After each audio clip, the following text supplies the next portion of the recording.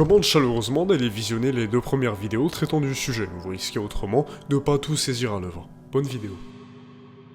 Ce chapitre de Faith est long, et pas qu'un peu, il est terriblement long. Et ça, c'est pas pour me déplaire, parce que je vous assure que même si vous avez pas vu les 2 premières vidéos traitant du sujet, vous allez être sur le cul. Ce chapitre, c'est un chef-d'œuvre. Arrivé à la fin, j'étais déboussolé, et surtout, la dernière lettre m'a absolument retourné le cerveau. Je vous le jure que c'est absolument fascinant. Et il y a un thème abordé principal que je trouve tout aussi passionnant, et les conclusions du jeu sont touchantes.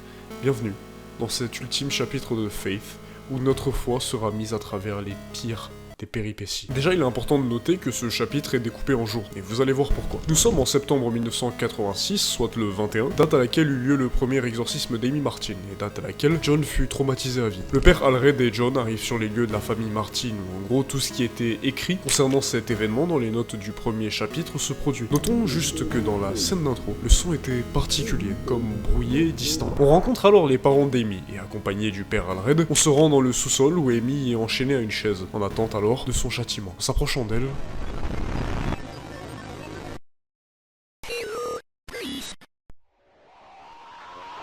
oui, bordel, c'était encore un rêve. Mais il y a un truc intéressant à mentionner, la présence de ce dessin sur le frigo, signé par Amy, qui représente l'église du chapitre 2 de Faith, avec 2 stick dolls et 4 croix devant cette dernière. Et j'aimerais déjà vous révéler quelque chose qui, j'espère, va vous rendre impatient. Cette chose, c'est la signification de ce dessin. Elle est extrêmement surprenante, et c'est bien pour ce genre d'élément que ce chapitre est un chef-d'œuvre. Ce dessin, signé par Amy Martin et présent au sein d'un cauchemar de John, représente tout bonnement son propre passage au sein de cette église. Oui, on apprendra plus tard que John a fréquenté cette église et qu'il en est véritablement traumatisé. John était l'un de ces orphelins gardés par l'église, comme dit dans le 2e chapitre. Ce sera jamais explicitement dit, mais sous-entendu de nombreuses fois. Et je vous ferai remarquer dès que ce sera sous-entendu, vous inquiétez pas. Après ces longs détails que je viens de vous donner, on se retrouve par conséquent au sein de la réalité, et de la véritable réalité cette fois. Un message s'affiche. 28 octobre 1987. 3 jours jusqu'au sabbat profane. Pour ceux qui ne le savent pas, le sabbat fait référence au 7e jour de la semaine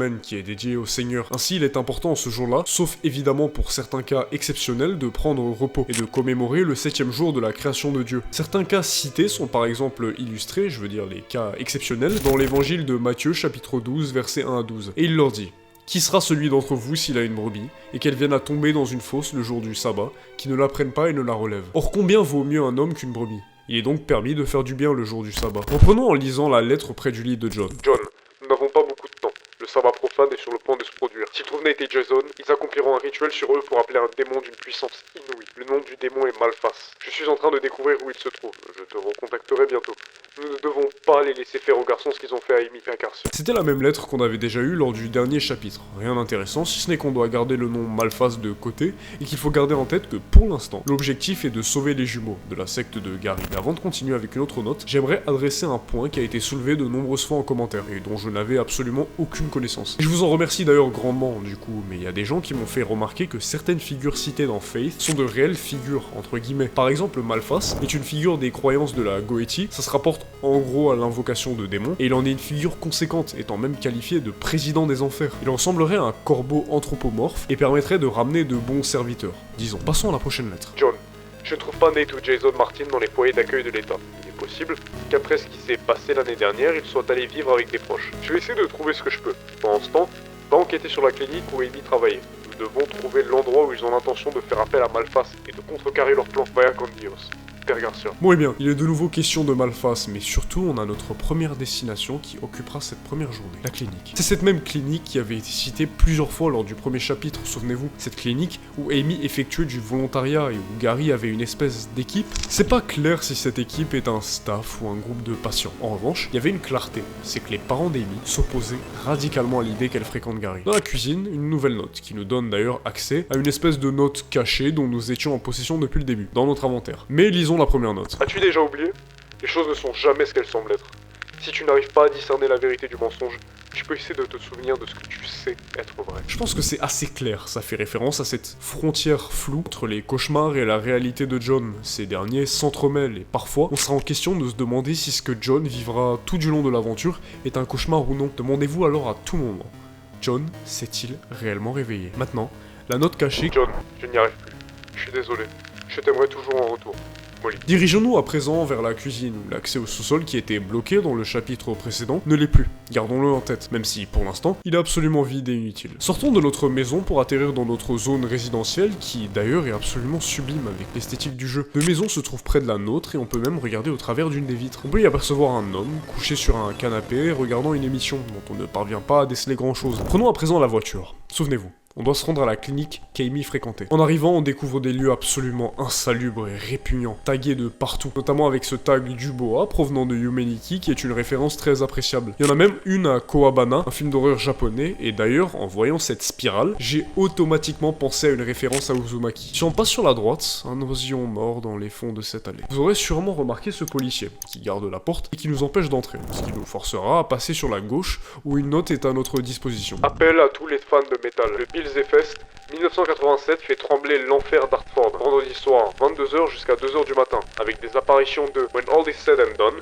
Trust No Corpse, The Horror Is Dead, Basement 2, Return to Bondage, Among the Bloodied, Lying Still in Silence, Mother of Shadow, The Door to Afterbirth. Prévente de billets 3, admission à la porte 5. J'ai une théorie intéressante quant à ces titres. En effet, ils me rappellent les événements et le déroulé du chapitre. Pour n'en citer que deux, The Horror is Dead fait référence à un démon du nom de Horror que nous allons devoir affronter. De l'autre côté, Basement 2 me rappelle une certaine scène du jeu.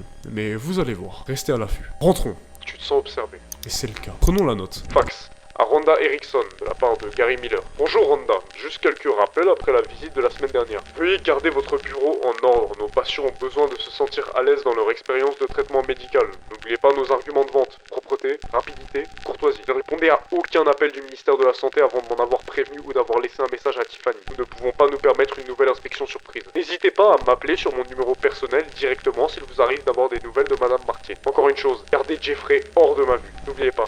Gary vous aime. On y apprend une chose importante. C'était pas clair lors du premier chapitre, mais il est dès à présent clair que c'est Gary qui s'occupe des lieux. Et on constate d'ailleurs toujours ce langage malsain et sectaire. Toutes les futures lettres de Gary seront signées par un Gary vous aime, et je pense aussi que c'est explicite qu'il s'y trame des choses anormales, en témoigner par les peurs de Madame Martin ou d'une potentielle inspection du ministère de la Santé. Et je vous expliquerai pourquoi quand on en aura terminé avec la clinique. Notons aussi Jeffrey, parce qu'on va le rencontrer très bientôt. Descendons pour exorciser cette perfusion. Note à l'attention de l'utilisateur. Les pilules ne se dissolvent pas bien dans la perfusion. Les pilules ne se dissolvent pas bien dans le goutte à goutte 4. Trop faible. Les patients se réveillent avant la fin du processus. Tôt ou tard, ils se rendront compte qu'ils ont les mêmes hallucinations. Suggérez une version concentrée et injectable. On ne sait de qui provient cette note, mais vous remarquerez plus tard que la drogue, ça semble être un composant essentiel pour le culte. Descendons encore une fois pour trouver 3 échographies. Et je suis pas calé en échographie, mais les 2 premières ont l'air normales. Cependant, c'est pas le cas pour la 3e, je crois. À en témoigner par cette spirale étrange, et le bébé semble comme effacé. On va devoir aller sur la gauche pour récupérer un pied de biche afin de rentrer dans la salle d'accueil, et en y entrant...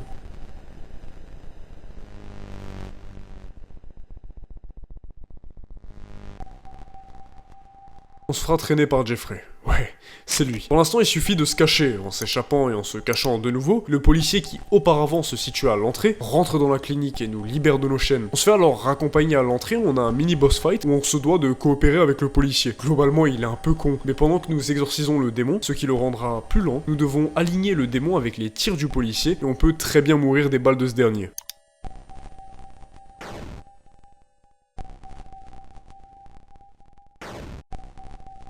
La voiture du policier est mise en flammes par ces soi-disant hippies qui, évidemment, à en témoigner de leur couleur rouge, n'en sont pas. Et si on se rend dans la ruelle, on y trouve le policier mort. Je vous ai aussi caché ce petit détail, témoignant qu'on est bel et bien suivi et observé, exactement comme dans l'extrait d'une fin du chapitre 2 que je vous avais caché, la fin où le prêtre meurt. Et d'ailleurs, vous avez cet extrait sous les yeux. Prenons la voiture et rentrons. Et surtout, expliquons l'utilité de la clinique avant de passer à la suite du cauchemar. Et juste avant, il y a un secret dans cette clinique, qui reviendra beaucoup plus tard. Parce qu'en fait, il est nécessaire de l'effectuer pour obtenir une fin particulière. En gros, l'objectif de la secte, sous-entendu par les 3 échographies, c'est bien de récupérer des enfants qu'ils pourront utiliser comme sacrifice. Et d'ailleurs, vous vous souvenez de la femme qui avait perdu son enfant dans l'une des notes du 2e chapitre? Je me demande si c'est pas en allant à cette clinique qu'elle l'a perdu. Parce que la question de l'avortement n'a pas été adressée ni sous-entendue. Elle semble avoir simplement perdu son bébé. D'un coup. Et c'est comme par hasard qu'après cet événement traumatique, que Gary apparaît dans sa vie. Et on comprend à présent pourquoi les parents d'Amy ne voulaient pas d'elle dans cette clinique et devaient sûrement avoir mauvaise réputation, à en témoigner par l'intervention du ministère de la Santé. Reprenons dans le cauchemar après être rentrés de la clinique. Le père Alred et John ont débuté l'exorcisme d'Amy Martin avant que, comme écrit dans la note du chapitre 1, les parents d'Amy ne rentrent dans la pièce et que nous nous devons de les raccompagner dans la cuisine. Et tout comme dans une autre lettre, en revenant, le père Alred est étalé inconscient sur le sol, avec le message « Prends-le et sauve-la ». Écrit sur le sol. Il fait ici référence au crucifix. On se réveille alors 2 jours avant le sabbat profane, soit le 29 octobre 1987, et un paquet de notes étalées dans le salon. John, pour l'instant, c'est le seul moyen que j'ai de vous contacter. Je pense qu'il me surveille. J'ai besoin que tu viennes dès que possible. La situation a empiré.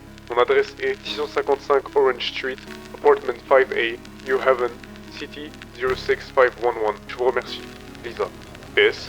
Si pour une raison quelconque je ne vous ouvre pas la porte, demandez le double de la clé à mon amie Tiffany. D'ailleurs, je sais pas si vous avez remarqué, mais Tiffany, elle a déjà été citée dans une note de Gary, sous-entendant que les deux collaborent ensemble. Un nouveau personnage donc est ajouté à la liste et il aura une importance notable. Lisa et Tiffany. On y reviendra donc plus tard. On comprend évidemment que la secte semble s'être emparée de cet appartement où vit Lisa. Mais c'est qui, Lisa, du coup? Cette femme, c'est une amie de John qui, comme lui, a atterri orpheline dans l'église de Snake Meadow Hill Road.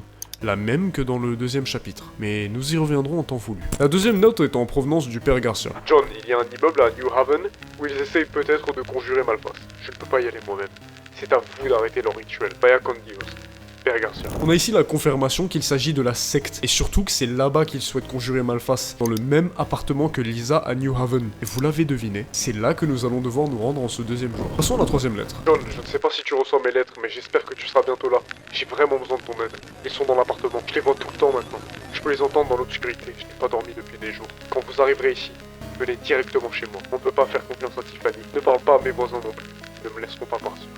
Lisa. Ouais, je vous avais dit qu'on reviendra sur Tiffany, on se demande pourquoi. Sortons de la maison et si on va à gauche, on peut cette fois regarder à travers une autre fenêtre, dans le voisinage de John, qui nous donne la vue sur cette famille qui semble regarder un match de catch ou de boxe. Il est temps de prendre la voiture et de se rendre à New Haven, dans l'appartement de Lisa. Et cette section de la vidéo, c'est un bordel monstre. Si pendant la première section de la clinique c'était clair et concis avec très peu de choses que je dois vous cacher, là je vais devoir vous cacher un tas de trucs, simplement parce que je vais vous garder la bonne fin pour la toute dernière fin que je vous présenterai, parce qu'il y en a un tas, du moins des alternatives à certaines fois. Notifions juste avant d'entrer dans l'appartement la présence de la voiture d'un des membres qui était sur les lieux de la clinique et qui nous observait. Rentrons tandis que, parmi les condamnés, s'affiche. Comme j'ai dit, c'est un bordel et je vais vraiment faire de mon mieux pour pas trop vous perdre. Si on va sur la gauche, on a une note soi-disant en provenance de Lisa. Vous allez comprendre pourquoi je viens de dire soi-disant. Bonjour Monsieur Ward, je suis désolé de vous avoir inquiété. Je vais très bien. Je ne me sentais pas moi-même ces derniers temps. Cependant, je vais beaucoup mieux maintenant. Ne vous souciez pas de me venir me rendre visite. J'ai décidé de prendre des vacances prolongées à la campagne, mais vous ne me trouverez donc pas à la maison. Lisa Pearson. On comprend très facilement que cette note a été trafiquée par la secte et ne reflète absolument pas la situation de Lisa qui se doit d'être très critique. Il y a des boîtes aux lettres et j'aimerais surtout en retenir une. Un numéro parmi tous ceux présents, et c'est celui de Lisa Pearson, l'appartement 5A. Si on continue sur la gauche, on a un accès à la cave, mais c'est pas pour maintenant. Elle est plongée dans les ténèbres, et si on s'y aventure trop, des mains rouges apparaît sur notre visage et nous tue sur le champ. Ainsi, continuons plutôt sur la droite, et en prenant les escaliers, non l'ascenseur. Au deuxième étage, on aura accès à la chambre 2A, appartenant à un dénommé S. Gaines. Dans la pièce, deux choses notables, une dague au fond, et une note que voici. Tout initié sait que pour provoquer la seconde mort, il faut sacrifier 7, en les faisant passer par le et dans la face du vaisseau impur. C'est alors que l'innommable récompensera le par la deuxième mort.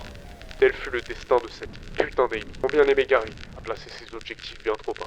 Je la surpasserai. Pour l'instant, on n'a aucune idée de qui provient cette lettre. C'est une couleur jamais vue et la personne semble avoir un fort ressenti envers Amy pour quelconque raison, parce qu'elle semble peut-être lui avoir volé une place qui lui était attribuée. Et apparemment, cette lettre décrit le processus et surtout ce qui est arrivé à Amy. Cette main qui jaillirait alors de sa bouche serait l'innommable? C'est toujours assez flou et d'après mes recherches, oui, j'en ai fait pour ce chapitre contrairement aux autres. Les avis sont variés. On sait pas trop s'il s'agit de l'innommable ou d'un démon mineur. Je suis de l'avis qu'il s'agit de l'innommable. simplement par l'importance qu'a Amy et certaines des nombreuses références relatant des similitudes entre l'innommable et la situation d'Amy. Alors ouais, je faisais citer la dague parce qu'elle sera utile par la suite, vous allez voir. Continuons à présent dans la chambre 3B appartenant à T. Robinson, où une télévision projette de la statique, accompagnée d'une clé et d'une traînée de sang qui nous mène à une porte arrière. Sortons et montons jusqu'au 5e étage parce qu'il n'y a rien dans le 4e, dans la chambre 5A, qui a un propriétaire non nommé. Et c'est parfaitement compréhensible quand en rentrant, on tombe sur ça. Un espèce d'énorme seau avec une flèche en haut à droite nous pointant dans une autre salle. En exorcisant le seau, on comprend l'utilité de la dague, on en a besoin, ainsi que d'un masque. En passant dans l'autre pièce, on a une clé bleuâtre et une note. Si vous voulez briser le seau d'alu,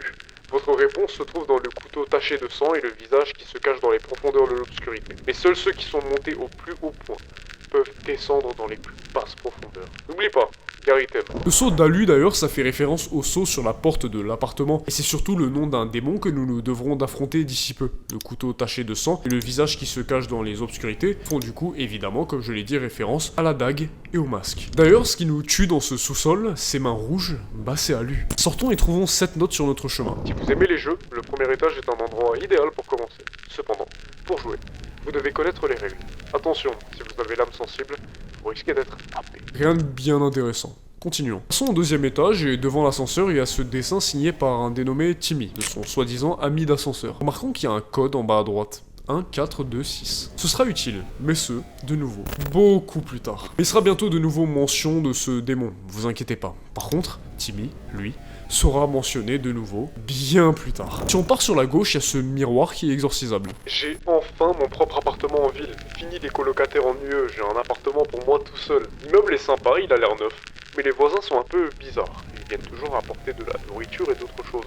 Ça me rend un peu malade. Il y a aussi les miroirs, il y en a partout dans les couloirs. C'est bien parce que je peux regarder dans les coins, je me sens donc en sécurité. Mais c'est quand même bizarre. Je sais pas exactement comment le décrire, mais quand je me regarde dans ces miroirs, j'ai l'impression que c'est pas moi dans le reflet. Bien sûr, quand je suis rentré du travail aujourd'hui, l'ascenseur n'a pas fonctionné. Et j'ai dû prendre des escaliers bizarres. J'ai alors remarqué que tous les miroirs étaient brisés. Effectivement, vous l'aurez aperçu, j'en doute pas. Mais tous les miroirs sont bel et bien explosés. Il n'y a rien de trop intéressant à relever, je pense. Par contre, si on continue sur la gauche, apparemment, il n'y aurait pas de 7e étage. Évidemment, il y en a un.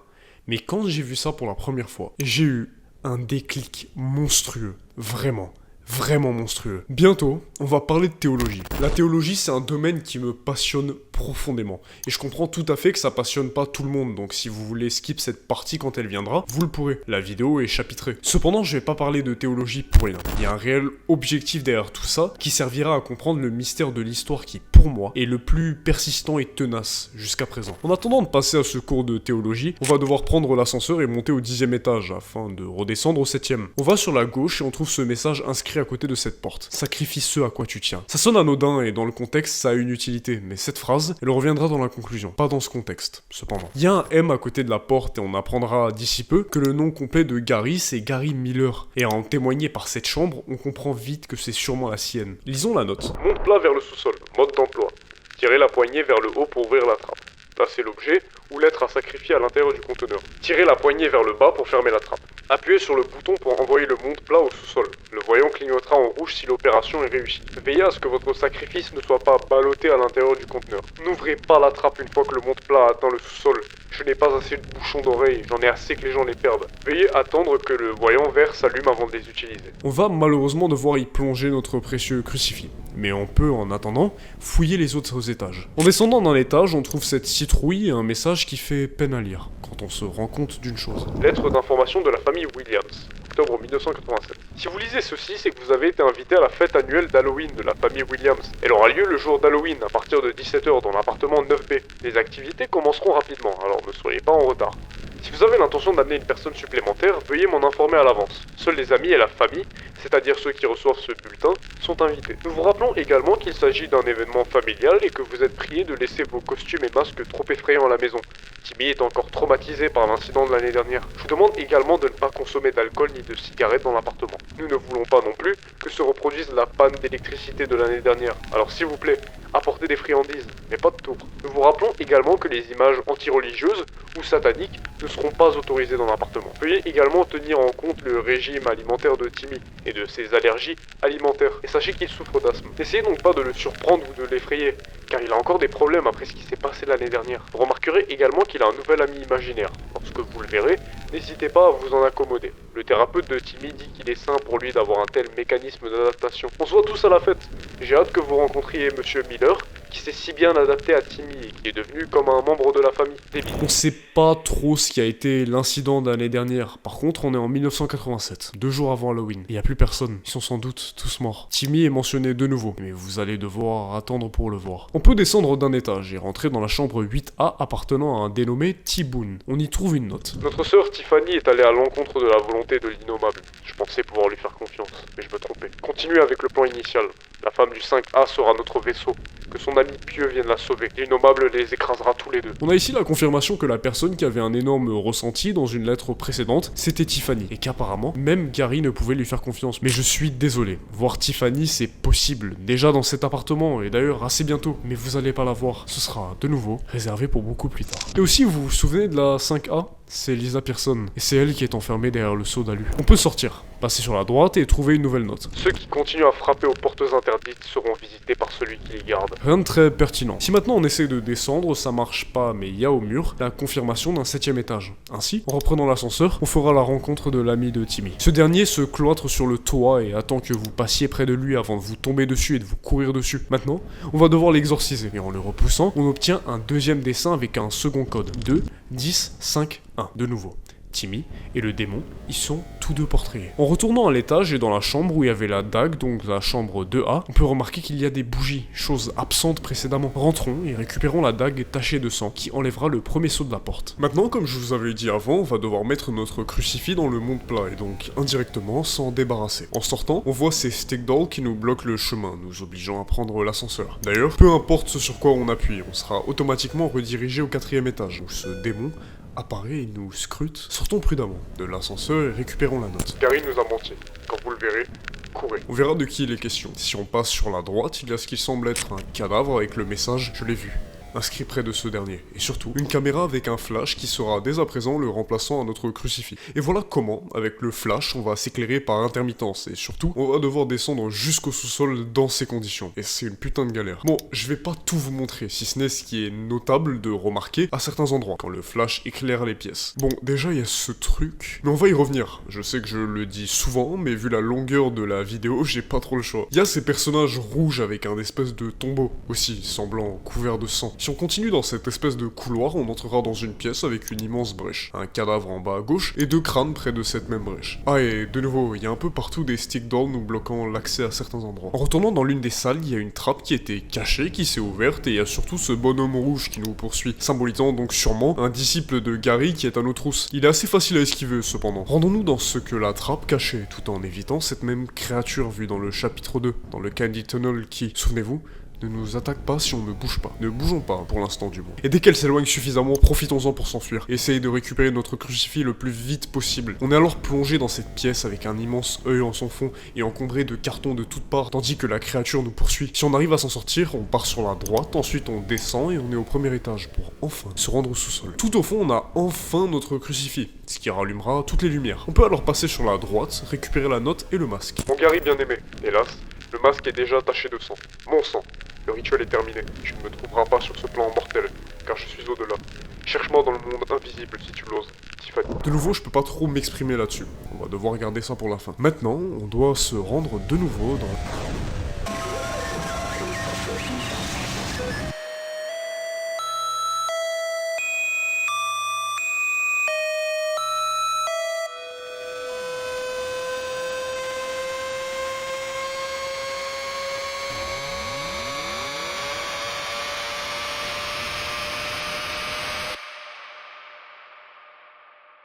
Ouais, c'est Alu qui nous a possédés en quelque sorte et qui nous a fait voir Malphas. C'était lui. Et c'est maintenant qu'il est l'heure de parler de théologie. 2 choses dont on va traiter maintenant. Premièrement, vous vous rappelez sûrement de ce moment où je vous avais dit qu'en voyant l'absence d'un 7ème étage, j'ai eu un énorme déclic. Bah c'est simple.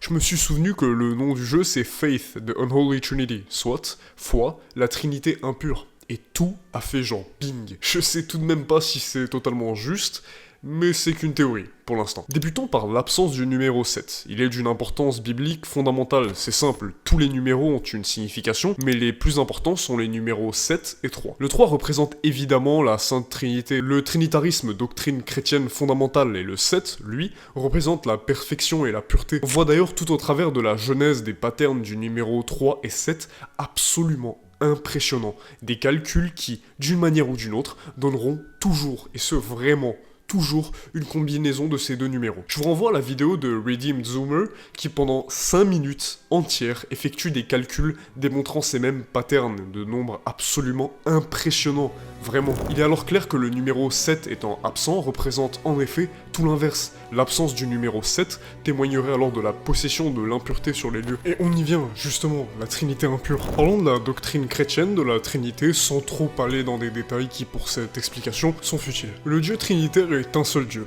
on est d'accord là-dessus. Mais il y a 3 hypostases. Voici la définition d'hypostase. Le terme hypostase désigne une substance fondamentale, un principe premier, l'individualité qui existe en soi ou la substance durable, la personne. Et c'est pertinemment ça. Le Dieu trinitaire partage une essence divine en 3 hypostases, en 3 personnes, toutes partageant cette même essence divine, donc non 3 essences divines distinctes, et c'est bien ça qui fait que le christianisme est une religion monothéiste, c'est cette essence divine unique se révélant en 3 hypostases. Notons une dernière chose avant de passer au concret, la simplicité divine, fondement essentiel qui va me servir d'explication pour ce que j'étais depuis le début de ce cours théologique. La simplicité divine, en gros, c'est tout ce que Dieu est. Ainsi, ce même Dieu trinitaire n'est pas fait de caractéristiques. Donnons un exemple concret. Théologiquement, on ne peut dire sans faire de faute que Dieu a de l'amour, ou qu'il a de la compassion, ou que la justice est l'un de ses attributs. Non, Dieu est amour. Dieu est compassion. Dieu est justice. C'est ça que j'entends par le fait qu'il n'est pas composé de caractéristiques. Dieu est un absolu. Ainsi, si dans la Sainte Trinité Dieu est l'amour, Dieu est le bien, dans la Trinité impure, Dieu, entre guillemets, est la haine. Il est le mal. Et c'est là où je veux vous emmener. Pour moi, cette trinité impure se caractérise de la sorte. L'essence est ici le mal, ce n'est pas une caractéristique, non, c'est le mal simple et brut. Et il y a 3 hypostases, toutes se rapportant à cette même essence maléfique. Il y a donc Malphas, l'innommable et l'antéchrist, où on pourrait échanger ça par d'autres hypostases. Je n'ai fait aucune recherche quant à cette conclusion que je viens de faire. Mais en gros, c'est ainsi que je perçois le mal que nous affrontons au sein de Faith. Ce cours de théologie est terminé. On peut reprendre où on s'était arrêté. On peut donc maintenant retourner dans la pièce où le sceau était présent, récupérant le masque. Mais avant, on va devoir enfin se débarrasser de ce démon qui nous empêchait de bouger et étonnamment, il est super simple à vaincre. D'ailleurs, si on retourne dans la pièce avec le tombeau étrange, on a accès à une note. Frères et sœurs, ce mois-ci, nous accueillerons un visiteur très spécial. Il est ici pour aider à préparer la voie à la venue de l'innommable. Bien entendu, en raison de sa nature particulière, il a accès à l'ensemble du bâtiment, y compris vos appartements, vos chambres, etc. Si vous avez la chance de l'apercevoir, vous feriez bien de ne pas l'approcher ni de lui parler. Trouvez un endroit sombre où vous pouvez éclairer et essayez de rester hors de son chemin. L'un d'entre vous aura la chance de découvrir que cette créature a élu son domicile dans sa maison. Ne descendez pas dans le trou qu'elle fera, quelle que soit la voix que vous entendrez. Si vous pensez que l'un de vos frères ou sœurs se trouve à l'intérieur, veuillez m'en informer et je récupérerai ses restes en temps voulu. Par ailleurs, je vous rappelle que le loyer et les charges doivent être payés avant vendredi. Je vous embrasse. Alors, je n'ai pas été vérifié de qui il s'agit dans cette note, mais je suis quasi sûr qu'il s'agit d'Alu, parce qu'il est question de lui dans une prochaine lettre, trouvable en exorcisant l'œil présent au sein de la pièce avec tous les cartons, et on va apprendre l'utilité du tombeau, qui est pas très joyeuse, disons. Frères et sœurs, louez l'innommable. Nous avons été gratifiés de la présence d'un autre grand démon. Alu est ici.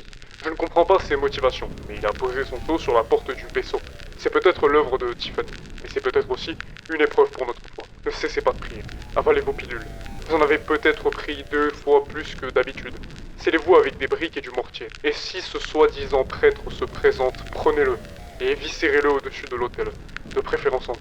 N'oubliez pas, Yari vous aime. Ouais, l'hôtel il est là pour nous buter. J'aimerais pencher l'attention sur la présence de l'ingestion de pilules. D'ailleurs, il en était déjà question dans une note de la clinique, mais les drogues et ce genre de substances sont des occurrences régulières. Je vous révélerai plus tard pourquoi. Il est temps de se rendre dans l'appartement avec le seau et d'y entrer. On peut déjà noter tous ces sticks d'ordre et surtout, c'est Alu qui contrôle Lisa. Lisa se contente de nous courir après, crucifions-la et libérons par intermittence Alu qui se réfugiera dans les sticks d'ordre. Cependant, il y a une mécanique supplémentaire absolument crucial, parce que si Alu nous touche, il nous possède de nouveau, et là, on a le choix entre combattre la possession et tuer Lisa. Le choix changera l'issue de votre fin. Parce que, comme je l'ai dit, il y en a plein. Pour celle que je vais vous montrer en premier, on va combattre la possession et garder Lisa en vie. En le vainquant, on peut ressortir et trouver Lisa qui fume une cigarette après avoir vécu un événement absolument traumatisant comme si de rien n'était. Elle nous encouragera d'ailleurs à aller combattre ces forces maléfiques. Et c'est d'ailleurs elle qui nous révélera le nom complet de Gary Miller. Et je vous l'ai dit assez explicitement. Mais là, il y a encore un tas de choses à faire au sein de l'appartement avant de partir. Mais on garde ça pour la 20 millième fois, pour plus tard. Il est temps de rentrer à la maison. On reprend au niveau du cauchemar post-évanouissement du père Alred. On peut apercevoir cette entité grise nous observer et s'effacer si on s'en approche trop. En remontant, les parents ne sont plus là. L'ambiance est menaçante. Dans la chambre des parents, il y a les lunettes du père posées par terre, et cette entité grise qui suit notre reflet dans le miroir. N'oublions pas ce que le miroir cachait dans le premier chapitre. La photo qui autrefois était normale est à présent complètement nécrosée et détruite. Et surtout, il est temps de vous mettre un peu l'eau à la bouche. Je sais pas si vous avez remarqué, mais sur la photo de famille, il n'y a pas les jumeaux. Et les jumeaux et leur situation, c'est l'un des trucs qui m'a fait péter un câble, tellement c'était inattendu et absolument brillant. Il est temps de monter au grenier.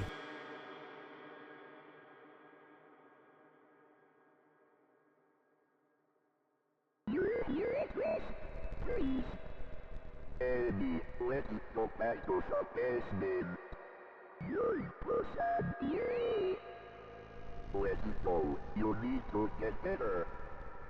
What about Meredith? You shouldn't save her. That's enough. She's here with me, you know. We are going this here and now. All by yourself. Go ahead. Please, your little stick at me. Father Allred, Mr. Martin? Your body's yummy. Please.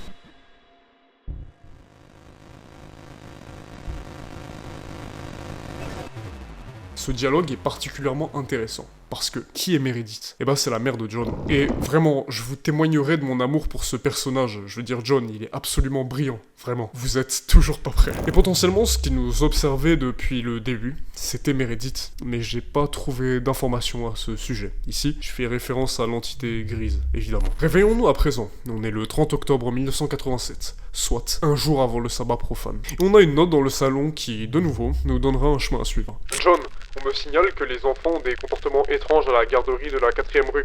Si Nate et Jason y sont, tu peux parier que c'est là qu'ils essayeront de convoquer Malpass. Il n'y a plus de temps à perdre. Allez à la garderie et découvrez ce qui se passe vraiment. N'ayez crainte. Vaya con Dios.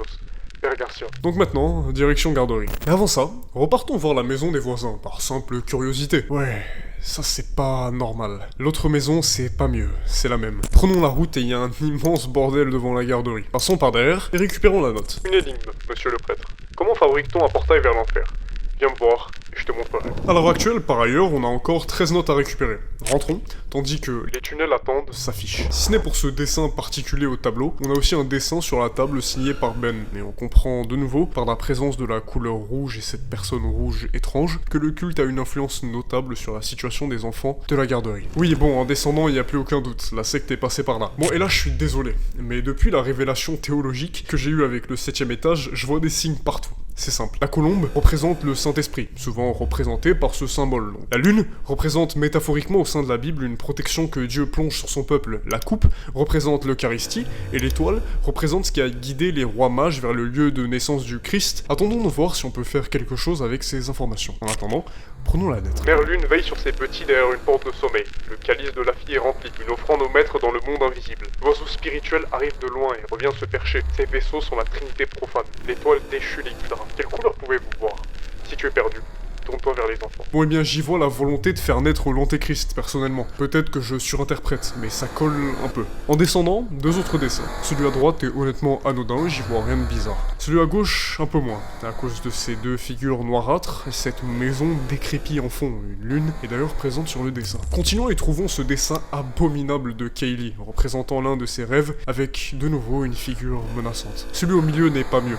On y voit l'oncle de Tyler pêcher, et cette créature abominable. Le troisième représente représente un démon tenant la coupe qui, cette fois, est de couleur violette. Ça aura son importance dans ce qu'on va devoir faire bientôt. Continuons avec 4 autres dessins représentant pour le premier une famille bien sympathique, le deuxième, cette forêt avec une énième créature, le troisième est enfin normal, c'est un espèce de Transformers, je sais que c'est une ref à quelque chose mais pour le coup je l'ai pas. Et le quatrième est sans doute le pire de tous, l'innommable vacillant au-dessus des enfants, John, oui, éventré par terre, portrayant un sourire malsain. Mais malheureusement, c'est pas fini. Si on ignore ce truc abominable à droite, on peut y trouver un dessin représentant 2 enfants aux têtes explosées, avec des remerciements adressés à Satan. Il est l'heure d'aller dans l'autre pièce. Bah non en fait, on peut pas y accéder. C'est étrange parce qu'architecturalement et physiquement, ce qui se passe, c'est pas trop possible. En attendant, un dessin étrange, mais rien à noter. Voyons voir si on peut s'en... Ok.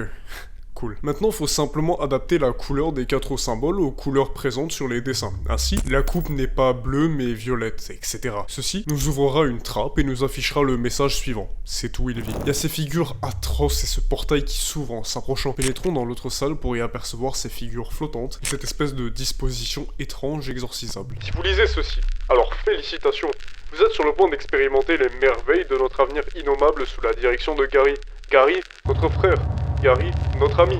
Gary, un être humain normal comme vous et moi. En tant qu'acolyte de tiers 1, vous ne faites que commencer votre voyage innommable pour finalement voir ce que Gary voit et vous prouver que vous êtes digne d'être un vaisseau apte à connaître la deuxième mort, réservé uniquement aux plus méritants. Pour savoir si vous êtes un vaisseau, n'oubliez pas d'assister à la réunion de l'ordre éternel de la seconde mort, 2 fois par semaine. Suivez à la lettre les instructions de Gary. Soyez honnête avec lui dans tout ce que vous faites. Ne demandez jamais ce qui se cache derrière la porte du sous-sol de la clinique. On peut enfin mettre un nom sur cette secte. L'ordre éternel de la seconde mort. Et j'aimerais relever 2 choses. Cette phrase, Gary, un être humain normal comme vous et moi. on apprendra que non, Gary n'est pas un être humain. Mais aussi, ne Demandez jamais ce qui se cache derrière la porte du sous-sol de la clinique. Mais là, je peux rien vous dire encore. Descendons et nouvelle note. Elle a consommé 6 petites brindilles. Il n'en restait que 2 pour marcher comme des enveloppes. Allez-y, prêtre. Fixe les yeux de ma mère. C'est bien à cause de sa mère que Gary n'est pas un être humain normal comme vous et moi. D'ailleurs, il ne nous manque plus que 10 lettres. Persistons dans cet enfer avant de tomber sur ça.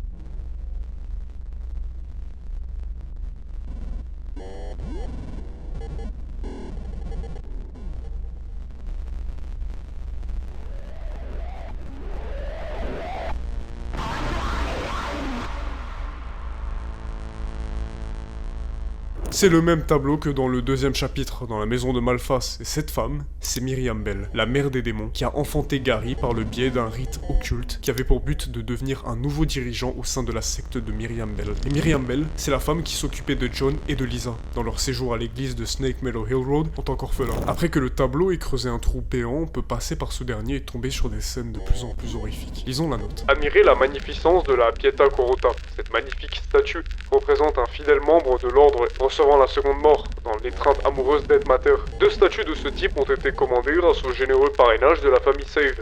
Nous invitons chacun à s'approcher respectueusement de la statue chaque fois qu'il a besoin de se reposer. Alors j'ai aucune idée de ce que Et Mater signifie, cependant on apprend que la famille Save, évoquée lors du 2e chapitre dans le cimetière, est une famille active au sein de l'ordre de la seconde mort. D'ailleurs, cette statue on peut l'exorciser. Si vous lisez ceci, félicitations, vous avez officiellement obtenu le statut de 2e niveau dans l'ordre éternel de la seconde mort. En passant du niveau 1 au niveau 2, votre vie d'acolyte changera radicalement. Vous commencerez peut-être à remarquer des silhouettes obscures dans les coins des pièces, ou à ressentir des sensations de temps perdu en tenant des objets tranchants. D'anciens symboles écrits avec du sang se matérialiseront sur le sol et les murs de votre maison. Les animaux ne vous feront plus confiance.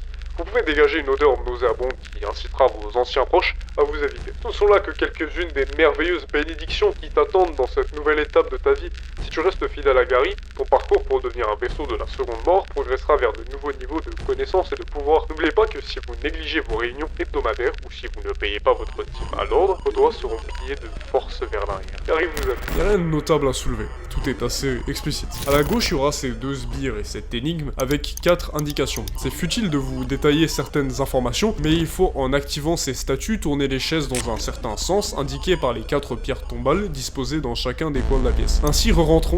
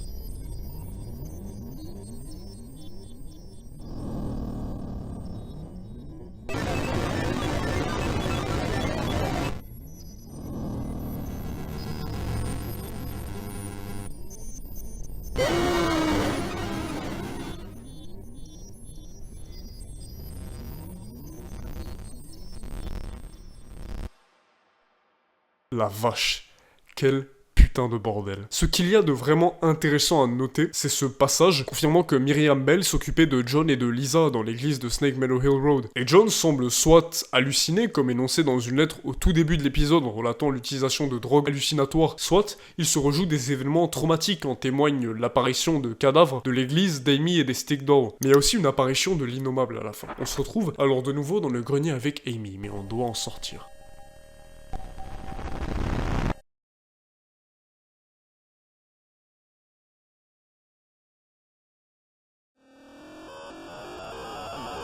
C'est tout bonnement l'un des meilleurs passages du jeu, honnêtement. Les animations sont sublimes, l'horreur y est palpable, l'atmosphère nous écrase, c'est vraiment brillant. Reprenons dans ces souterrains et encore une vision abominable avec toutes ces personnes démembrées tout autour de nous. Et on arrive devant cette statue de Moloch. En très résumé, Moloch c'est une divinité priée par les Cananites dans la Bible et ces derniers sacrifiaient des enfants aux statues de Moloch ainsi, comme en témoigne leur couleur rose, les cadavres rampant dans la pièce précédente, c'est des enfants. On peut d'ailleurs passer par le haut et trouver une nouvelle statue exorcisable. Saleté d'acolyte. La substance de l'influence de Gary coule dans vos veines. Vous êtes irrémédiablement corrompu.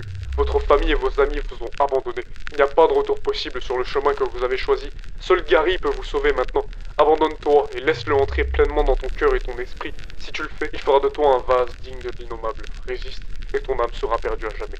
Bienvenue au tiers 3. Partons sur la droite avec ce tableau de Miriam Bell et de l'église où John a grandi. Persistons sur le même chemin, partons au nord et c'est un labyrinthe en fait. Mais on peut tomber sur cette pièce très onirique et lugubre avec, au fond, une nouvelle apparition de ce démon qui hante véritablement John. Et je suis trop fier de moi, j'avais vu juste, ce démon personnifie le mal-être profond de John, laissant des notes derrière lui, relatant constamment des événements liés à son mal-être intérieur. Mais comme lors des 2 derniers chapitres, il est assez facile à vaincre. Ah et en repassant devant la peinture de Miriam Bell, elle aura légèrement changé, disons. En bref, continuons sur la droite après le tableau et évitons ce sbire. On trouve une note en passant dans l'autre salle. Jouons à feu rouge, feu vert. Ça explique en gros le fonctionnement du démon. Et on doit récupérer cette orbe violette pour la déposer dans les balances de Moloch. Par contre, en la récupérant, on aperçoit ce démon ficello. On va alors de l'autre côté récupérer la deuxième. On croise dans un premier temps ce tableau atroce de Miriam Bell, une nouvelle statue étrange et finalement l'orbe violette. On donne alors à manger à Moloch et on peut entrer en son sein et lire une nouvelle note. Il ne nous en manque plus que 5. Maître des esprits, le corps de la mer reste suspendu sous le creuset du sabbat profane. Si tu peux percer le dernier secret du creuset, sache ceci. Le croix a le pouvoir d'affaiblir la mer, mais seul ce qui est embrasé par le feu purificateur peut vraiment la détruire. Si tu peux comprendre ces mots, tu connaîtras le véritable prix de ta foi. Notons une chose qui va revenir dans la conclusion de cette vidéo, mais le feu purificateur qui détruirait la mer, donc Miriam Bell, ça représenterait le Saint-Esprit, puisqu'on dit souvent qu'il y a 2 baptêmes, celui de l'eau, un baptême certes spirituel mais à connotation physique, et le baptême du feu, symbolisé par le Saint-Esprit qui nous donne la foi, ici en l'occurrence la foi de vaincre le mal. Trouvons en continuant une autre lettre, plus que 4 après. Vous êtes maintenant un acolyte de niveau 4, vous êtes descendu au-delà de tout ce qui pourrait vous sauver. Vos paroles ne sont pas les vôtres, tes actions ne sont pas les tiennes, vous appartenez, corps et esprit, à Gary. Votre visage a envie de l'étreinte chaleureuse du masque rituel, tu as envie de la douleur aveuglante du couteau. Tu es vraiment le vaisseau élu de Gary. Ne craignez rien, encore un peu de temps et vous connaîtrez la seconde mort. Adios, alma perdita. Continuons. Participe à l'obscurité. Descendons et remarquons que le chemin derrière nous semble s'effacer. À la fin du couloir, une lampe pour nous éclaircir. On peut apercevoir un peu partout autour de nous ces créatures nous observer. Ainsi, montons à présent et allons jusqu'au bout du chemin, si ce truc ne nous bute pas. On est alors dans un nouvel environnement rappelant une forêt et on se fait attaquer par ces créatures en masse qui nous observaient autrefois. Et en éliminant, on peut apercevoir un autre saut gigantesque. Faisons de notre mieux pour tuer toutes ces créatures qui se contentent de nous foncer dessus en masse et libérons peu à peu le saut. Au bout de 3 phases, une porte se révèle et surtout, on est dans la forêt de Snake Meadow Hill Road, la même où se situe l'église, la même où se situe la maison des Martins. Prenons cette note. Mon très cher collègue Jacob, je vous remercie pour votre lettre. Je suis ravi d'apprendre le succès de votre entreprise en Pennsylvanie. Toutefois, cela n'a pas suffi à me convaincre de rejoindre votre cause. Je ne m'intéresse ni aux villes fantômes en ruine, ni aux expériences gouvernementales, ni aux mastodontes gerbants qui se cachent honteusement dans l'obscurité entre les mondes. Ces questions ne sont pas dignes de mon expertise. Mes méthodes sont peut-être plus délicates que les vôtres, mais je vous assure qu'elles m'ont été données directement par la source. L'antéchrist se manifestera très bientôt. La seconde mort consumera ce monde. Cette pitoyable sphère charnelle encore à l'état embryonnaire mais éternellement trop tardive pour être rachetée. Le moment venu, j'espère que nous pourrons nous réunir en tant que corps, même si nous ne sommes pas égaux. Je vous aime toujours. Gary. PS, J'ai presque oublié de vous remercier pour l'animal de compagnie. Je le garderai à l'extérieur de mes quartiers privés pour me protéger des intrus. Bon, je vais pas adresser précisément ce point, c'est simple. Je pense que Jacob sera un antagoniste du 4ème chapitre de Faith. Tout ce qui est dit dans la note est autrement très flou et incertain. Il n'y a rien de bien notable à développer. On peut aussi trouver dans cette cabane ce super cliché de Gary et de ses amis. En sortant, on rencontrera Horror. Vous vous souvenez de ce que j'avais dit au sujet de la note relative au métal et la musique The Horror is Dead? Ben on vient de le tuer. En entrant dans la porte, on aura une série de messages. Une devinette, prêtre. Comment faire un portail vers l'enfer? Continuons d'avancer au milieu de ces horreurs. Parfois, ça attend pour celui qui a déjà traversé ça. Parfois, ça s'ouvre dans les pièces les plus sombres, les plus profondes, où personne ne peut le trouver. Ce qui nous entoure se déforme de plus en plus. Et parfois.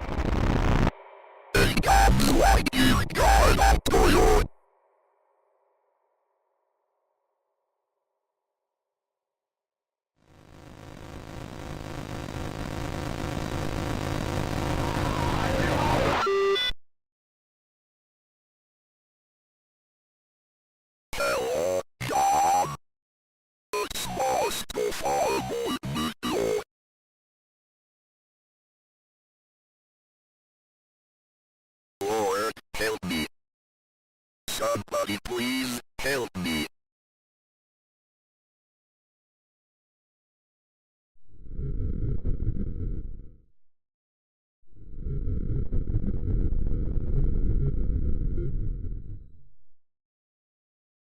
This is too much for me. I'm so afraid. Please let me escape this place.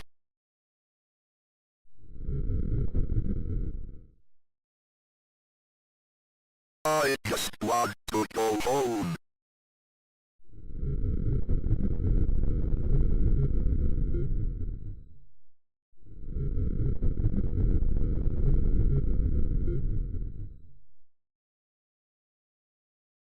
I'll do whatever you want. Just take me away from here.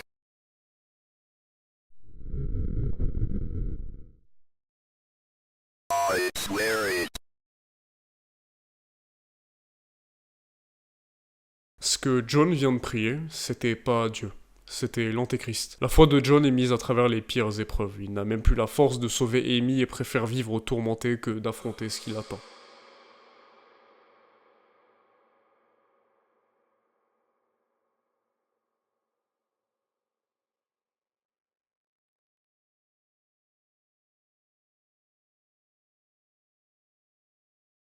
My name is Gary Miller. So you're the one behind all this. In the name of the Lord, I demand to know what the hell is going on here.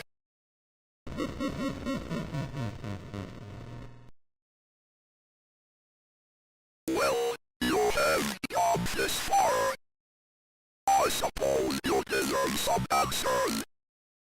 Fine, you get 3 questions, but no more. A gift to prepare your mind and body for the unspeakable to enter. You could not withstand its presence without it. Why the one says, priest, you should be thanking me. Oh God, deep down, you always wish it when you were on the ocean. But you could not resist chasing after lost souls. I suppose you wish they were you, just like Phil and Mrs. Martin. That is how I know you would come to me. My beloved Amy. She was the perfect vessel for the second death. But then you came and screwed it all up. No matter, once you have completed your journey, she will be mine again. Are we done chatting? I think you have stood in my way long enough. Je vous le jure que c'est l'un des trucs qui m'a le plus retourné le cerveau. Quand j'ai appris ça, j'étais littéralement sans voix. Nate et Jason n'existent pas. C'est pour ça qu'on les voit jamais clairement, ils sont une projection de l'esprit de John, ils serviraient de rédemption à John pour ce qu'il n'a pas pu faire à Amy. Et même la mère d'Amy, elle allait jusqu'à créer de faux dessins, de fausses lettres d'invitation à l'anniversaire par pur déni de leur inexistence. C'est pour ça qu'on les voit jamais vraiment. Et là on a un boss fight, il est dur mais c'est clairement pas le plus dur. Il y a ce sbire qui nous jette sa lance dessus et par intermittence il y a des pluies d'araignées invoquées par Gary. D'anciens démons font même surface d'ailleurs. Mais on a un avantage, on meurt pas d'un coup. On rampe, et en récupérant notre crucifix, on peut remarcher normalement. Le boss fight reste dur et il faut prêter attention à un tas de choses simultanément. Mais là, il y a putain de Père Garcia avec son fusil à pompe qui vient nous sauver et nous mène entre gros guillemets, vous verrez pourquoi, au véritable boss fight pour cette fin du moins. On se retrouve devant le creuset cité dans quelques notes et dans un premier temps, on doit simplement repousser les sbires qui nous attaquent et voici ce qui se passe après.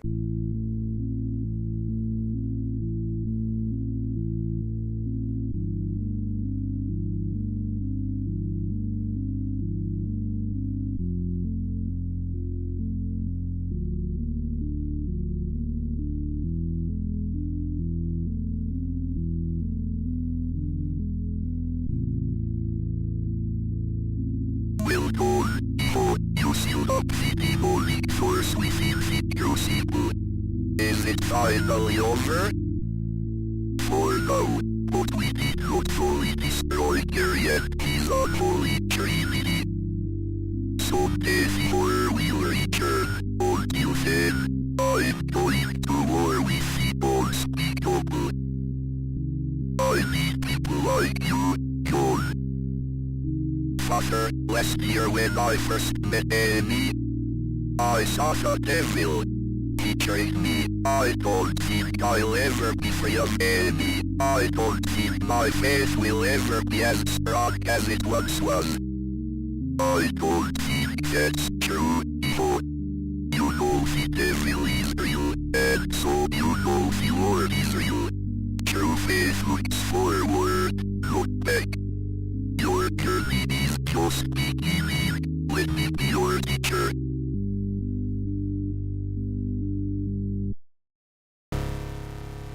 Et là, il y a deux fins alternatives. En gros, si on tue Lisa, ce qui n'a pas été le cas dans cette trame choisie, on devient le disciple du père Garcia, mais ce, de manière passive. Si en revanche, on tue Lisa, John s'en retrouvera brisé psychologiquement. Il tentera de refuser cette idée, mais le père Garcia l'obligera à le suivre. Et là, on a une première fin. On peut en avoir deux autres qui sont radicalement différentes, et il y a encore tellement de contenu caché. Ça, c'était la fin neutre. Passons à présent à la bonne et à la mauvaise fin, qui possèdent un même dénominateur commun. Un boss fight et un tas de trucs cachés que j'ai volontairement évité jusqu'ici. Reprenons dans la clinique parce qu'il y a un boss fight que je vous ai évidemment caché. En gros, dans la clinique, vous pourrez remonter sur le lit et retourner vers l'entrée. Voici ce qui se passe.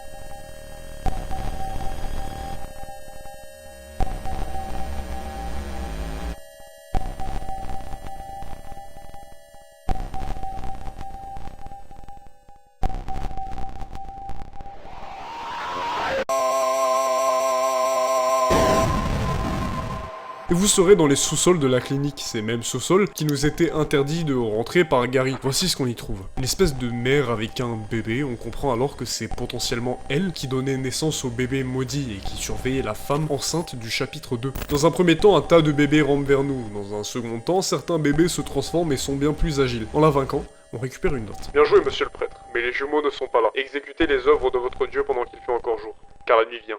N'oubliez pas, Gary vous aime. Et surtout, on libère le seau au-dessus du creuset. Et dans les trois endroits qu'on a fréquentés, la garderie, la clinique et l'appartement, il y a un boss fight caché de ce type qui nous libère l'accès au creuset qui abrite Gary. Maintenant, dans l'appartement, on va devoir faire une manipulation. On va devoir jouer avec les codes qu'on a eu sur les deux dessins et retourner au 10e étage où tout semblera vide. Vous vous souvenez de Timmy? Eh bien, le voici, accompagné du démon ascenseur. Ne le suivons pas et rentrons dans cette pièce où on rencontrera pour la première fois Tiffany. Et c'est l'un des boss fights les plus durs du jeu. J'ai pas réussi à à trouver de quel démon il s'agit, même si elle s'autoproclame la fille de l'innommable. Et je vous assure que ce boss fight, c'est un enfer. Le démon est super rapide et libère un tas d'esprits sur le chemin. Il se contente de faire que ça en revanche, c'est-à-dire d'être super rapide. En le vainquant et en sortant, on devra juste faire attention à Tiffany qui essaye de nous tuer. Prenons la note. Bien joué, prêtre. Vous avez perdu un jour de plus à aider une âme sans valeur. Et tu t'es débarrassé de Tiffany pour moi. Es-tu sûr de savoir de quel côté tu es? Nous le découvrirons bien assez tôt. N'oublie pas, Gary t'aime. Retournons dans l'ascenseur parce qu'on va tomber sur une scène horrifique. On doit descendre ces trous à le 7ème étage et rentrer dans cette chambre pour trouver Timmy, mort, au beau milieu de cette scène absolument épouvantable. Prenons quand même la note. Il m'a tant promis. Je veux juste revoir mon petit garçon. Le remplaçant est presque entièrement formé. Il ne reste plus que quelques corps. Ça me rappelle beaucoup l'incident dans le chapitre 2 qu'avait une personne avec son grand-père qui s'était fait remplacer. L'incident cité dans la note relative à Timmy traiterait peut-être ainsi de sa potentielle mort. Ainsi, les parents ont collaboré avec la secte pour récupérer leur enfant mort par pur désespoir, tout comme la personne dans le 2e chapitre. Maintenant, c'est au tour de la garderie. Parce qu'il y a un moment que je vous ai caché, notamment dans l'espèce de sous-sol tout rouge qui, d'ailleurs, s'appelle Garyland. Si on s'y balade assez longtemps, on peut tomber sur ce démon poivron qui libère le 3e sceau en l'exorcisant. Mais il a une mécanique bien particulière. En effet, il nous transfère dans cette dimension où on est lié par ses vêtements et on se doit d'échapper de cette même dimension en essayant de ne pas se faire bloquer par ces sceaux qu'il pose. En l'exorcisant, du coup, on a libéré l'accès au creuset qui, dans l'autre fin, était bloqué. Et c'est comme ça qu'on peut affronter le pire de cet univers. Du coup, on refait tout normalement jusqu'à parvenir au creuset où le père Garcia nous protégera des acolytes de Gary tandis que nous entrons dans les entrailles de ce chapitre. On peut trouver dans ces ténèbres de nombreuses notes, dont celle-ci. 18 mars 1934. Myriam est prête. Nous accomplirons le rituel selon ses instructions ce soir. 19 mars 1934. Nous avons réussi à donner la seconde mort à Myriam. Nous avons fait passer des nouveau-nés vivants à travers le portail nouvellement créé aussi vite que possible. Jusqu'à présent, il n'y a pas eu de réponse de l'autre côté. Après plusieurs jours de sacrifice, nous avons enfin obtenu une réponse. Une petite main s'est tendue depuis le portail. Nous avons pris la main et en avons sorti un petit garçon. Il semble être un bébé humain normal, comme vous et moi. Nous l'avons appelé Gary. Il est ici confirmé que Gary est né d'un rituel occulte en 1934. On peut aussi trouver un tas de notes qui disent que Gary nous aime et qu'il est un humain normal comme vous et moi. Ah, et d'ailleurs, on est actuellement dans la maison des Martins, mais elle est réduite en charpie. Chose intéressante à noter, on parvient pas à accéder à la chambre des jumeaux, pointant vers leur non-existence de nouveau. Et c'est seulement en se rendant dans la cave qu'on peut tomber sur cette pièce macabre, emplie de symbolisme occulte et de Gary, qui n'a plus rien d'une apparence humaine. Et là, en gros, on va devoir se faire Gary Malface, qui apparaîtra bien assez tôt, et Myriam, qui sera possédée par les esprits de Gary et de Malface. Gary est honnêtement assez inoffensif. Il se contente de placer des sauts et de courir subitement sur nous. La vraie difficulté se posera quand Malface prendra chair et éjectera des espèces de lances. La difficulté se situant surtout dans la gestion des deux ennemis. Mais là vient tout simplement le combat le plus difficile de tout le jeu, et ce, de très loin. Comme je l'avais dit dans une ultime tentative, Malface et Gary entreront dans le corps de Myriam et créeront, comme elle est si bien nommée, Super Myriam. Et Super Myriam, elle peut en gros faire 1001 choses. Elle peut lancer des lances de Malface, mais aussi faire apparaître une espèce de triangle de crâne. Elle peut vaciller d'un côté à l'autre. Elle peut créer un gros crâne qui va éclater en plusieurs petits crânes comme de véritables shrapnels. Elle peut vous coincer avec elle dans un cercle de flammes, faire apparaître des flammes en X avec plein de crânes, et ultimement, elle peut juste courir dans tous les sens. Ouais, c'est beaucoup. Mais dans ce combat, il y a une mécanique absolument géniale. À chaque fois que John se fera toucher, il dira quelque chose, jusqu'à un total de 10 fois. Et c'est un moment que je trouve absolument sublime. Et c'est ce moment qui me permettra de vous parler un peu de crainte et tremblement, mais ce, plutôt en fin de vidéo. Voici les 10 phrases. Monseigneur, enlevez-moi cette coupe. Le pouvoir de cette abomination est trop important. Pourtant, ce n'est pas la fin. Peut-être une intervention divine, finalement. Oui, Monseigneur. Je sens que tu es avec moi. Ta grâce miséricordieuse me transfigure. Le pouvoir de me sauver et de sauver ceux que j'aime. Et malheureusement, je ne peux pas continuer ainsi éternellement. L'esprit a la volonté, mais la chair est faible. Combien de fois oublie-t-on que la foi sans acte est... Je pense qu'on aura tous remarqué la manière dont évolue John pendant ces 10 extraits. Ses yeux qui peu à peu s'illuminent profondément. C'est un ajout d'une beauté somptueuse à mes yeux et j'en traiterai davantage dans la conclusion. Et pour la vaincre, on doit attendre que Malface et Gary se séparent momentanément de Myriam avant de prendre feu. Et ce, je pense, symboliquement de charger tout droit sur elle.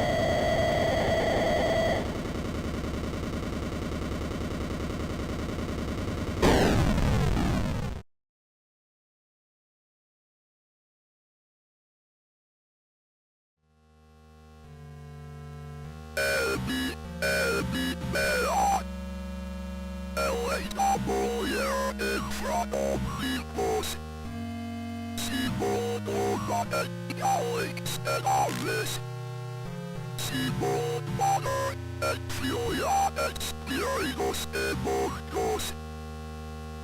Beatritas profana.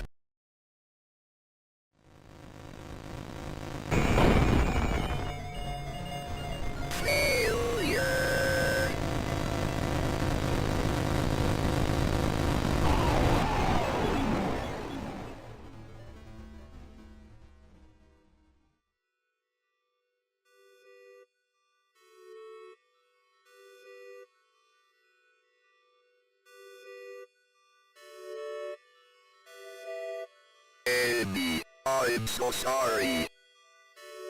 I couldn't save you.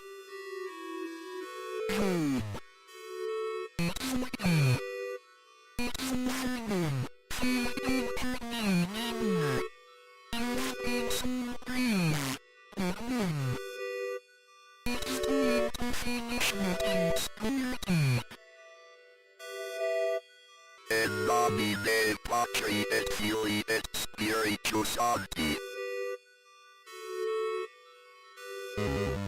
Bon bah on apprend que depuis le début, Amy c'est un zombie en fait. Mais surtout, putain. Mais quelle putain de fin. Amen. Et on a le choix entre suivre Lisa et suivre le père Garcia. Évidemment, on suit le père Garcia. C'est d'ailleurs un choix sur lequel je reviendrai en fin de vidéo aussi. Rien ne change si ce n'est qu'il accompagne John dans la voiture, et j'adore le fait qu'en choisissant cette fin, le père Garcia nous laisse conduire. C'est un beau changement, témoignant de tout le respect qu'il lui porte. Ça, c'est la bonne fin. Mais du coup, c'est quoi et comment obtenir la mauvaise fin? Bah la mauvaise fin, elle s'obtient en ne faisant pas un truc. Le truc le plus crucial de toute l'intrigue, la rédemption. Eh bien, cette mauvaise fin, on l'obtient si on n'exorcise pas Amy. En effet, si on prend trop de temps, on se réveille dans notre chambre avec une croix inversée au-dessus de notre lit. On est le jour du sabbat profane. Et on doit rentrer dans cette pièce qui, depuis le chapitre 2, était là mais inaccessible. On aurait aimé que ça le reste. Dehors, on dirait littéralement l'apocalypse. On peut voir ses sbires à travers l'œillette. Si on sort voir les voisins, ils sont tous morts. Et on doit aller dans le sous-sol pour récupérer la clé de la pièce sans se faire choper par cette espèce d'immense chenille démon. On peut aussi sortir et voir d'autres sbires avec une gigantesque abîme. Rentrons alors dans la pièce et lisons l'avant-dernière note de Faith. Institut psychiatrique de Yale. Formulaire d'admission pour les nouveaux patients. Nom du patient, Ward John Thomas. Âge, 33 ans. Sexe, masculin. Origine ethnique, blanc, caucasien. Conseiller assigné, Spinell, James, doctorat. Résultat de l'examen de santé. Taille, 1m86. Poids, 85 kg. Fréquence cardiaque, 92 BPM. Tension artérielle, 135 par 81. Situation actuelle, coupure et contusion mineure, entorse à la cheville gauche. Le patient est en état de choc psychologique. Affection existante, asthme, dormant. Mobilité réduite en raison d'une blessure au genou droit survenue dans l'enfance. On peut surtout voir Amy avec la fenêtre par laquelle elle s'était échappée dans le chapitre 1. What do they want from me? Why are you tormenting me like this? I don't know how you ended up here. I just... I forgive them.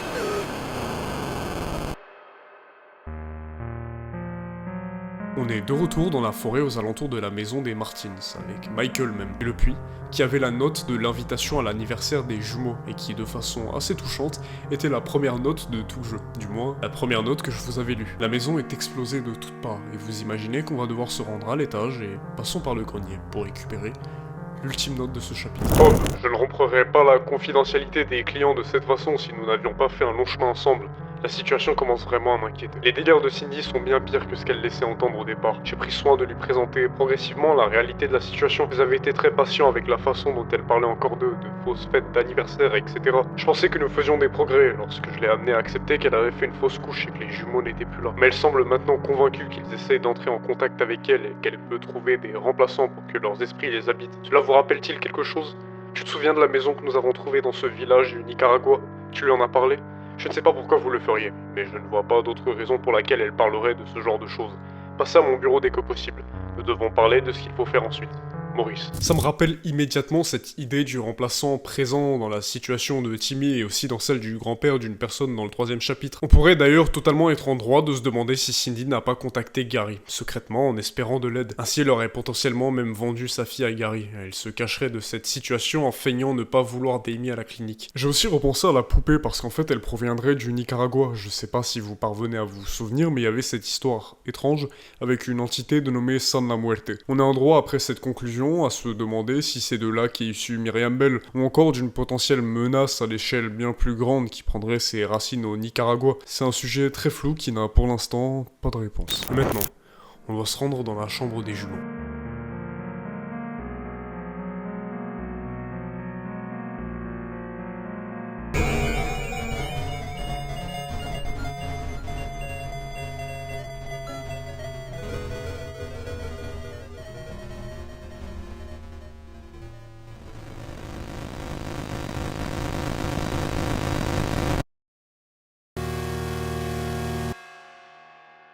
Quel jeu, vraiment.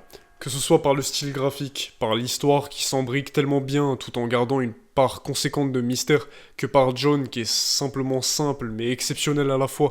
Je pense que très souvent je surinterprète beaucoup d'œuvres. J'ai cette volonté de toujours chercher de petits détails, des collections improbables, des clins d'œil, d'y voir une couche de compréhension presque invisible qu'il m'arrive d'inventer moi-même parfois tant je le fais avec des œuvres simples. Et je pense qu'étrangement, Faith m'a tellement touché que j'avais même pas cette volonté, disons, d'essayer d'y trouver un sens caché.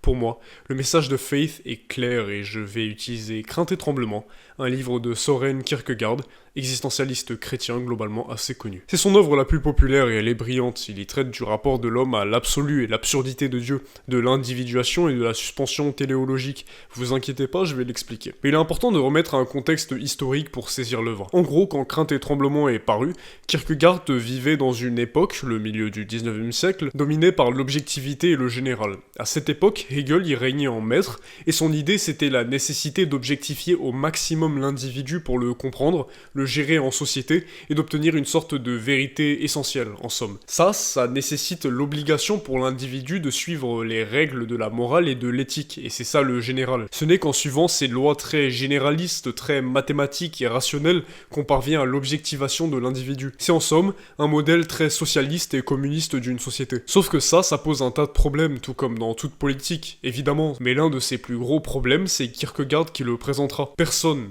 absolument personne ne veut vivre une vie régie purement par la pensée. On veut se laisser guider par nos passions, s'enivrer de temps en temps, mais ça, le général, donc l'éthique, nous en empêche. Toute cette problématique, il l'aborde en relation avec l'histoire d'Abraham dans l'Ancien Testament, et il explique comment Abraham, en entrant en contact avec Dieu, s'est tellement individualisé, s'est tellement isolé, que même sa langue n'était plus la même. Si Abraham venait à nous parler de sa situation, on ne comprendrait pas, et c'est de là que vient le titre. En suivant ce chemin, John s'individualise tellement qu'il fait une suspension téléologique. Pendant cette quête, il est au-dessus du général. Le général ne s'applique plus à lui, et c'est absolument terrifiant d'être dans cette situation. Ça, c'est parfaitement imagé par le choix de fin, donc suivre Lisa, suivre le général et pouvoir s'y rattacher parce que tout le monde y est rattaché, n'affronter aucune peur, ne pas suivre le devoir qui, dans la conception kierkegaardienne, est littéralement la voie que Dieu nous a dressée, soit suivre le père Garcia qui représente à merveille la suspension du général. Et je pense que vous pouvez appliquer cette idée sans avoir la foi pour autant. Évidemment,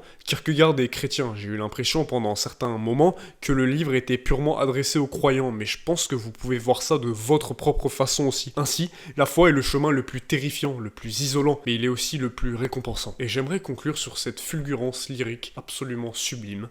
Page 77. Je ne suis pas sans connaître les vicissitudes et les dangers de la vie. Je ne les crains point et avec courage je les affronte. Je ne suis pas sans connaître ce qui est terrible. Ma mémoire est une fidèle épouse et mon imagination, ce que je ne suis pas, une fillette diligente qui, tout le jour, est tranquillement à son métier et sait le soir si gentiment m'entretenir que je la dois enfin regarder. Encore qu'elle ne tisse pas toujours, il faut le dire, des paysages, des fleurs ou des idylles pastorales. J'ai vu l'horreur devant moi et je n'ai point reculé d'effroi. Bien que je sache très bien, si je devais l'affronter, que mon courage n'est pas celui de la foi, ni rien qui y soit comparable. Je suis incapable de faire le mouvement de la foi. Je ne puis clore les yeux et me jeter, plein de confiance, dans les bras de l'absurde. Cela m'est impossible. Mais je n'en fais point jactance. Je suis persuadé que Dieu est amour, et cette pensée a pour moi une valeur lyrique fondamentale. Se présente-t-elle à moi, je ressens un indicible bonheur, est-elle absente, j'éprouve une nostalgie plus vive que celle qui étreint l'amant pour l'objet de son amour. Mais je n'ai pas la foi, je n'ai pas ce courage. L'amour de Dieu est, pour moi, en raison directe et inverse tout à la fois, incommensurable à toute la réalité.